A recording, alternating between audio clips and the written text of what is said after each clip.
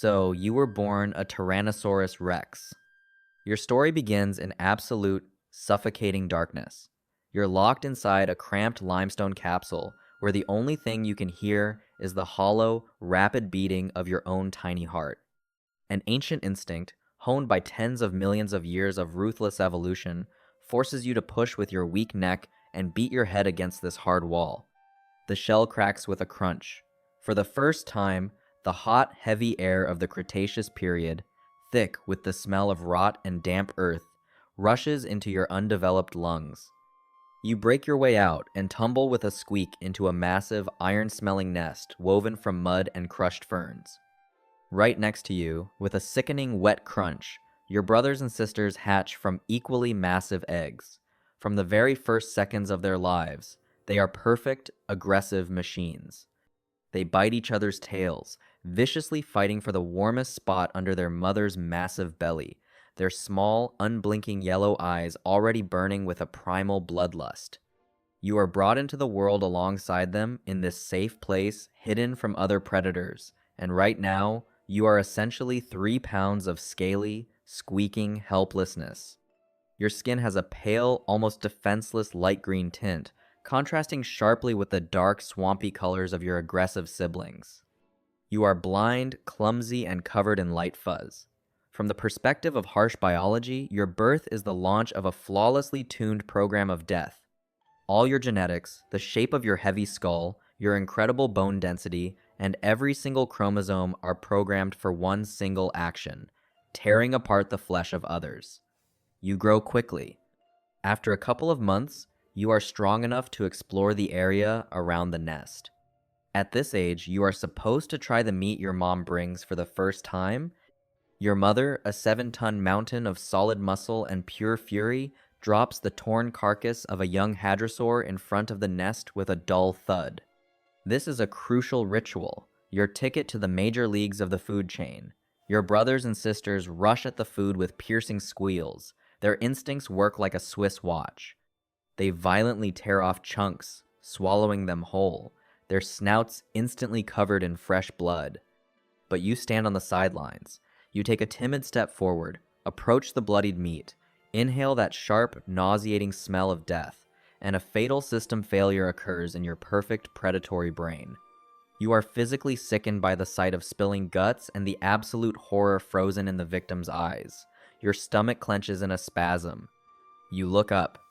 In the distance, beyond the borders of your bloody nest, in a sun-drenched clearing, you see a herd of massive diplodocuses. These incredibly giant, graceful, long-necked creatures reach slowly and majestically for the highest crowns of ancient trees. They don't kill anyone. They don't let out terrifying, blood-curdling roars. There is no panic in their fluid movements, no primal cruelty, no death rattles. There, among the green leaves and cool morning mist, reigns an absolute unattainable peace. You stare at them for a long time without looking away, and a thought is born in your tiny mind, permanently breaking your genetic code. You can live differently. You don't have to be a monster. You can be part of this world without bringing pain into it.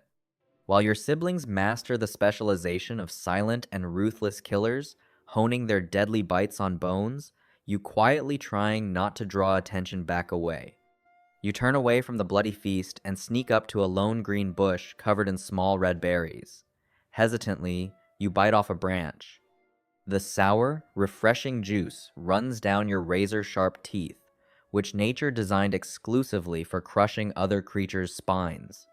Your first conscious hunt is a hunt for carbs. Your mother notices this and flies into a rage. She growls threateningly, bearing massive fangs the size of your head, trying to force you to eat normal food. She roughly nudges you with her snout toward the rotting carcass, her roar shaking the ground, but you dig in with your little feet. In the wild, weak, strange, and defective individuals don't survive. They become a burden to the pack.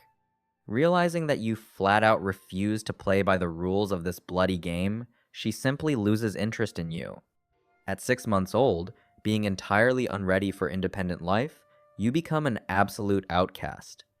You leave the family nest and head into the wild, dangerous jungles completely alone, armed only with a firm intention to never spill another's blood.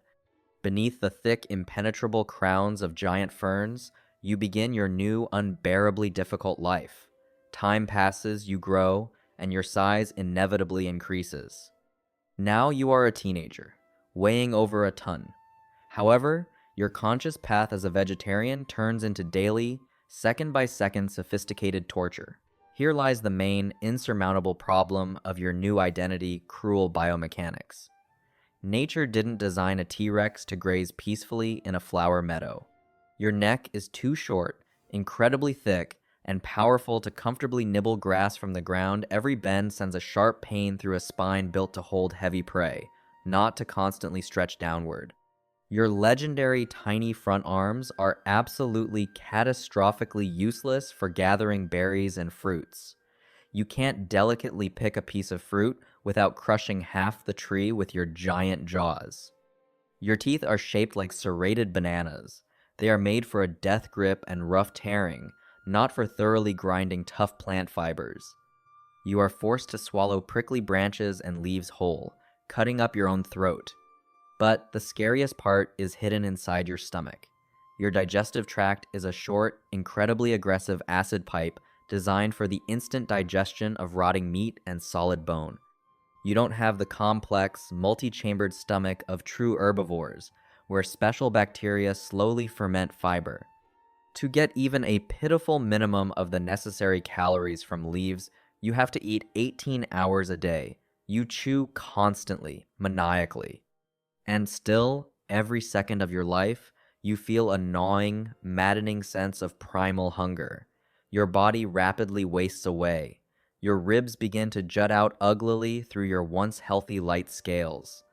A period of great drought arrives. The merciless sun scorches the earth. Plants turn yellow, dry up, and turn into prickly dust with zero nutritional value.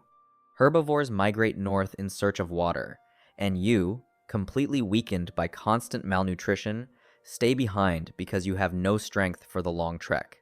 The hunger becomes unbearable. It's no longer just a physical sensation of emptiness. It turns into a monstrous voice in your head. Millions of years of evolution scream in your DNA, demanding protein, demanding hot, pulsating blood just to survive. Your vision blurs. Instincts start breaking through the barrier of consciousness. On one of the hardest days, when you are lying in the hot dust, almost passing out from exhaustion, a young, reckless velociraptor stumbles upon you. Sensing your critical weakness, this small but incredibly dangerous and fast predator decides to take a risk.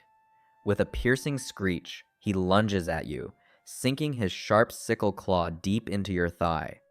A blinding flash of pain pierces your body, and in that very second, the thing you feared most in the world happens. Your mind shuts down completely. The survival instinct, dormant all these years, roughly seizes control. A veil of blood-red mist clouds your eyes. You don't even realize how it happens. Your body moves on its own, obeying ancient reflexes. A lightning-fast, incredibly powerful lunge, and your jaws snap shut on the raptor's body with 60,000 newtons of force and a deafening crunch. He doesn't even have time to make a sound. You swallow him almost whole, feeling the hot flesh and blood burn your parched esophagus. A few minutes later, awareness returns to you. The monstrous, concentrated energy of pure animal protein is instantly injected into your system. Your body literally sings with delight. It has finally received the perfect fuel it was created for by nature itself. Digestion kicks in flawlessly. The weakness instantly vanishes. The trembling in your legs stops. Biologically, you experience an absolute unrivaled triumph. Your genetics are rejoicing. But psychologically, you plummet rapidly into a black abyss. You stare in horror at your clawed hands, stained with fresh, foreign blood. You feel its salty taste on your tongue. You remember the peaceful calm of the herbivore giants you had so sincerely strived for your whole life. A feeling of profound self-disgust twists you up 1,000 times stronger than any hunger. You let out a long, agonizing roar that echoes through the canyon, full of pure despair and pain. You've let yourself down. Your philosophy has collapsed under the onslaught of biology. On this day, standing over a bloodstain, You swear to yourself that this was the first and absolutely the last time. Let your body be destroyed to the core, let it slowly rot alive from starvation, but you will never again allow the primal beast inside to triumph over your choice. Your will must now be stronger than your genetics, even if it costs you your life. Long, agonizing years pass. By the age of 20, you are a truly terrifying, unthinkable sight. While normal, meat-eating male T-Rexes become majestic mountains of solid muscle covered in a thick layer of protective fat by this age, you look like a walking, skin-covered skeleton. Your hide hangs in pale folds, massive ribs stick out like the exposed roots of ancient trees, and your movements have lost their former terrifying sharpness due to a catastrophic lack of calcium and protein. But you are alive.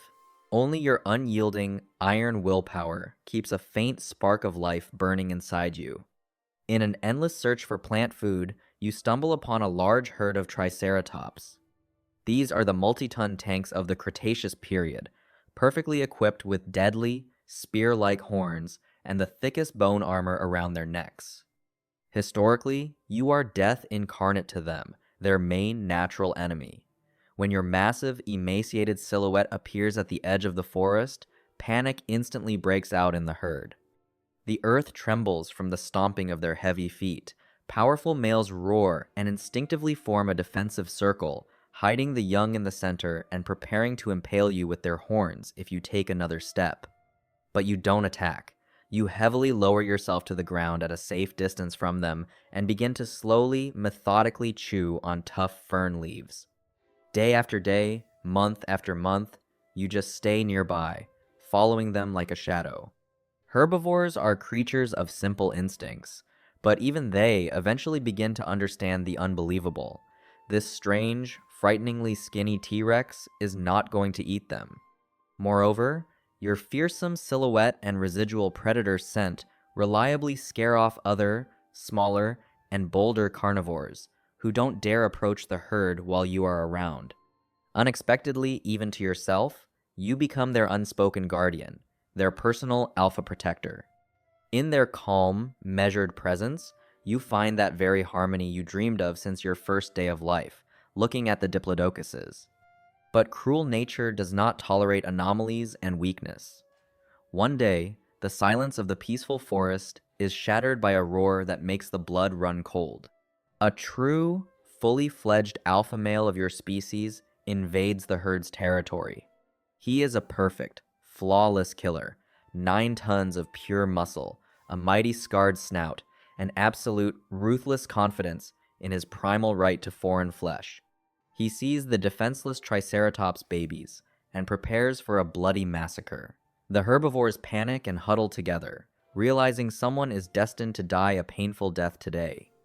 And then, you step between them and the advancing monster. The healthy alpha male stops in utter confusion.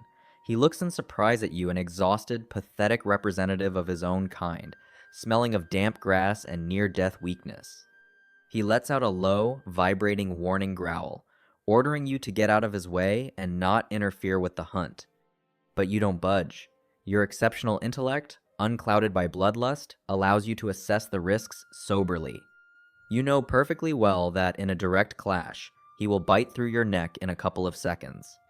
With a roar, the alpha charges. You act situationally, relying on agility rather than strength. You don't try to bite him.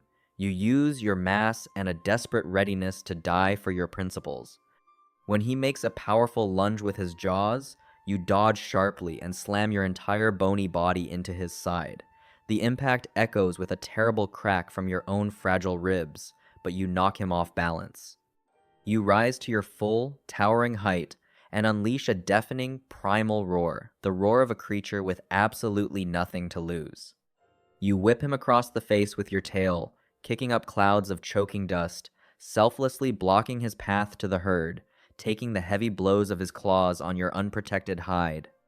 A healthy T-Rex is used to prey running away in terror, and other predators cowardly retreating before his overwhelming strength. He doesn't understand the nature of your fury and self-sacrifice. After taking a few painful hits to the eyes and realizing that this prolonged fight is taking too much energy, he decides that such problematic prey isn't worth it. He retreats, growling with hoarse displeasure, and slowly disappears into the thicket of the forest. You won, the Triceratops are saved. But the cost of this moral victory is colossal. Your hide is torn to shreds.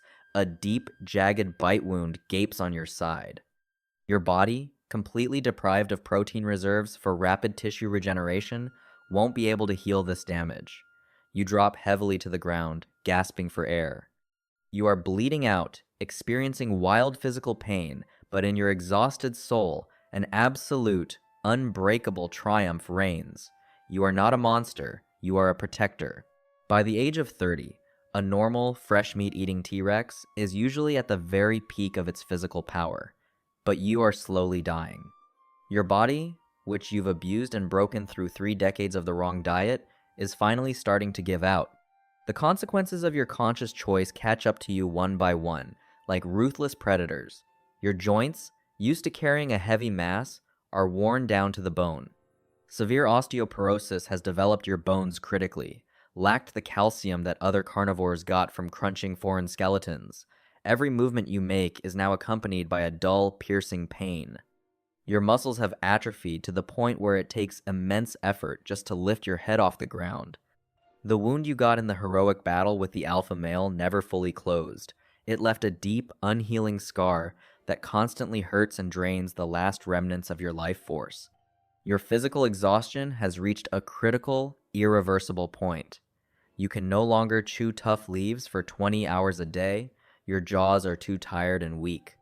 You understand with crystal clarity that the end is near. Nature is coldly taking its toll. Your grand experiment against millions of years of cruel evolution concludes with the defeat of your physical body. But do you regret what you've done?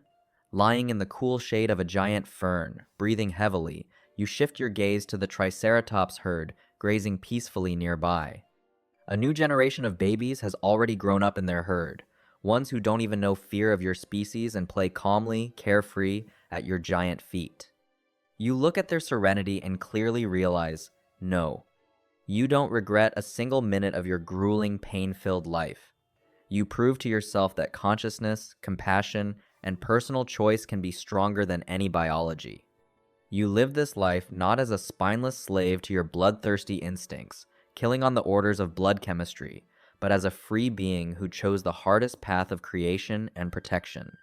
You defeated your own dark nature. 30 long years after your first breath in that foul-smelling nest, having overcome an incredibly difficult journey full of unseen moral victories over your own animal instincts and crushing defeats in the battle with your own relentless physiology, you reach your final point. Slowly, with unbearable burning pain in every vertebra, you rise onto shaking, weakened legs. Today is a special, strange evening.